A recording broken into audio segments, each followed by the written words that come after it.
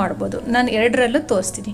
ನಾನು ಇದಿಷ್ಟನ್ನ ನೀಡಲ್ನಲ್ಲಿ ಹಾಕಿ ತೋರಿಸಿದ್ದೀನಿ ನೋಡಿ. ಸ್ಟಿಫಾಗಿರುತ್ತೆ, ತುಂಬ ಚೆನ್ನಾಗಿ. ಇದೇ ರೀತಿಯೇ ಬರಬೇಕು ಅಂದರೆ ನೀವು ಆರಿ ವರ್ಕಿನ ಈ ನೀಡಲ್ಲೇ ಬೇಕು ಅಂತಿಲ್ಲ. ನೀವು ಮಾಮೂಲಿ ಸೂಜಿಯಲ್ಲಿ ನೀಡಲ್ ನಂಬರ್ 10 ಈ ಸೂಜಿಯಲ್ಲೇ ಮಾತ್ರ ಈ ಏನಿದೆಯಲ್ಲ ಶುಗರ್ ಬೀಡ್ಸು ತೂರುತ್ತೆ.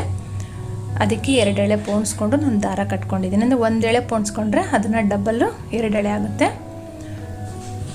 ನೋಡಿ. ಫಸ್ಟಿಗೆ ನಾನಿಲ್ಲಿ 2 ಬೀಡ್ ಹಿಂದ್ಗಡೆಗೆ ಸೂಜಿನ ತೊಗೊಂಡು ಬಂದು ಆ 2 ಬೀಡ್ ಒಳಗಡೆಯಿಂದ ಮತ್ತೆ ಸೂಜಿನ ಈ ರೀತಿ ತರ್ತಾಯಿದ್ದೀನಿ. ಸ್ವಲ್ಪ ಬ್ಲರ್ ಇದೆ, ನೆಕ್ಸ್ಟ್ ನಿಮಗೆ ಕ್ಲೀನಾಗಿ ಕಾಣುತ್ತೆ ನೋಡಿ. ಇವಾಗ ನಾನಿಲ್ಲಿ 4 ಬೀಡ್ಸ್ ತೊಗೊಳ್ತಾ ಇದ್ದೀನಿ. ಆರಿ ವರ್ಕ್ ನೀಡಲ್ನಲ್ಲಾದರೆ ಒಂದೊಂದೇ ಬೀಡ್ಸಿಗೆ ನೀವು ಸ್ಟಿಚ್ ಹಾಕ್ಕೊಂಡು ಹೋಗಬೇಕು. ಇದು ತುಂಬ ಈಸಿ ಆಗುತ್ತೆ. ನಾನು ಅದಕ್ಕೆ ಈಸಿ ಮೆಥಡ್ನಲ್ಲೂ ನಿಮಗೆ ತೋರಿಸ್ಕೊಡ್ತಾ ಇದ್ದೀನಿ. 4 ಬೀಡ್ನ